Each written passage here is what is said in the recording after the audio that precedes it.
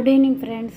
நான் இப்போது இது பண்ண போகிறேன், குழிப்பணியாரம். அதுக்கு இட்லி மாவு எடுத்து வச்சுருக்கேன். சூப்பரான இட்லி மாவு ரெடி எடுத்து இட்லியும் பண்ணிக்கலாம். இப்போ வேணால் வெங்காயம், பச்சை மிளகா, கருவேப்பிலை, கொத்தமல்லி எல்லாம் எடுத்து வச்சுருக்கேன். இதில் போட்டுட்டு கலந்துவிட்டு குழிப்பணியாரத்தில் எண்ணெயை விட்டுட்டு பண்ண வேண்டியது. இது மாதிரி குழிப்பணியாரத்துக்கு இந்த மாவில் எல்லாத்தையும் போட்டு கலந்து வச்சுட்டு பண்ணலாம்.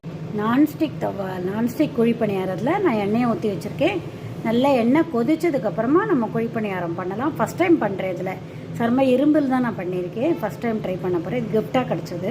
இந்த இதில் நம்ம மாவு விட்டுலாம், வெந்ததுக்கப்புறம் திருப்பி போடலாம்.